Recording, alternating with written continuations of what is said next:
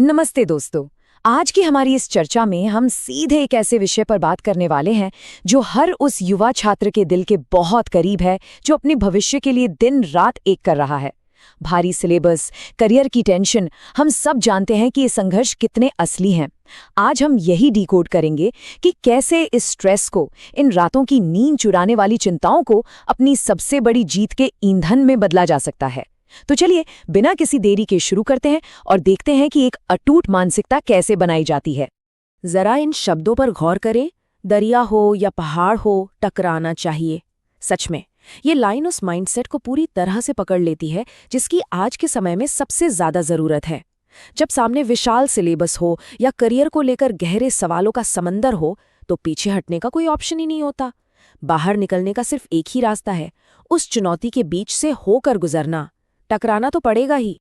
तो हमारी चर्चा का पहला हिस्सा है रास्ते और मंजिल के बीच की दूरी। यहाँ सबसे जरूरी है अपने संघर्ष को खुले दिल से स्वीकार करना। अब सवाल उठता है कि असली हकदार आखिर है कौन? खैर, सपनों का पहरेदार असल में वो इंसान है जो ठोकर लगने पर गिरता तो है लेकिन टूटता नहीं है। और मंजिल का हकदार वो है जो अनिश्चितताओं के अंधेरों से डरकर कभी रुकता नहीं। पता है, रातों को जागकर पढ़ाई करना, थकान से भरे दिन काटना और खुद पर शक होना, ये सब किसी भी छात्र को अयोग्य नहीं बनाता, बल्कि ये साबित करता है कि वो सफलता के कितने ज्यादा करीब हैं। इसे अक्सर इम्पोस्टर सिंड्रोम कहते हैं, है ना? बस इसे पार करना ही हमारी असली जीत है। यहाँ पर हमें दो बिल्कुल अलग मानसिकताएं देखने को मिलती हैं। एक तरफ वो लोग हैं जो डर की वजह से एकदम सुन्न पड़ जाते हैं, रुक जाते हैं, और दूसरी तरफ वो हैं जो आग की तरह जलते हैं और अपने हालात को पूरी तरह से बदलने के लिए उभरते हैं। इतिहास गवाह है, दुनिया हमेशा उन्हें ही याद रखती है जो इस दूसरी मानसिकता को चुनते हैं, जो चुपचाप हार मानने के बजाय अपनी परिस्थितियों से डटकर लड़ते हैं। आगे बढ़ते हैं हमारे दूसरे हिस्से की तरफ, तूफानों से टकराने का साहस। ये हिस्सा एक अजेय, अनस्टॉपेबल मानसिकता बनाने के बारे में है। मैं हारने नहीं आया, मैं इतिहास बनाने आया हूं। सोचिए, जब रातें कभी न खत्म होने वाली लगे और एग्जाम का प्रेशर एकदम अलग थलग कर दे, तब बिल्कुल यही वो नारा है जो हर छात्र के दिमाग में गूंजना चाहिए। ये सिर्फ एक लाइन नहीं है, ये एक युवा मन का खुद से किया गया एक बेहद मजबूत वादा है।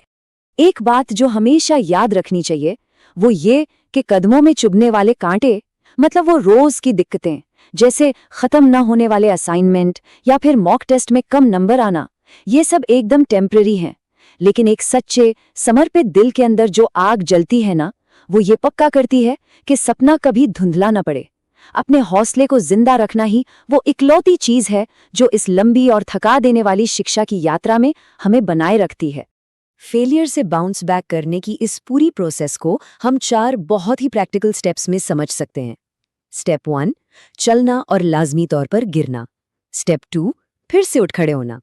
स्टेप 3, अपनी किस्मत से लड़ना। और फाइनली स्टेप 4, पत्थर पर लिखी उस बदकिस्मती को हमेशा के लिए मिटा देना।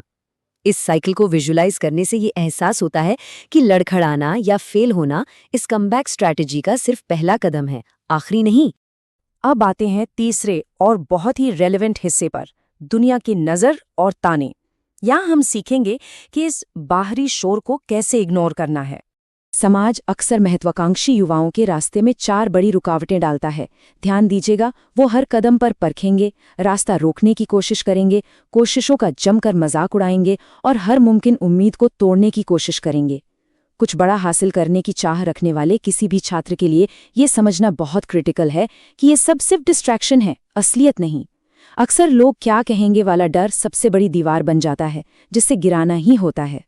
तो फिर इस शोर का पक्का इलाज क्या है? इसका सीधा सा जवाब है अपने सपनों से सच्चा इश्क। जब कोई भी छात्र अपने गोल्स के प्रति एकदम सच्ची और अटूट लगन रखता है, तो दुनिया का ये सारा शोर और ताने बस बैकग्राउंड नॉइज बनकर रह जाते हैं। फोकस इतना पैना हो जाता है कि दुनिया की हंसी का कोई असर ही नहीं होता। यहाँ पर हार का मतलब फिर से समझना बहुत जरूरी है। गिर जाना कभी भी गेम ओवर नहीं होता। सच्ची हार तो तब होती है जब कोई अपने दिल में डर को जगह दे देता है, उस डर से समझौता कर लेता है और उसे अपना फ्यूचर डिसाइड करने देता है। जब तक उस डर के आगे घुटने नहीं टेके जाते, तब तक कोई हारता नहीं है, बिल्कुल नहीं। चलिए अब इस चर्चा के चौथे और आखिरी हिस्से पर चलते हैं, पसीने से लिखी जीत, यानी वो अंतिम कीमत चुकाना। एक स्टूडेंट लाइफ में सिलेबस कितना बड़ा है या डिग्री खत्म होने में कितने साल लगेंगे, इस बारे में बहुत ज़्यादा सोचने से सिर्फ एंग्जाइटी ही बढ़ती है।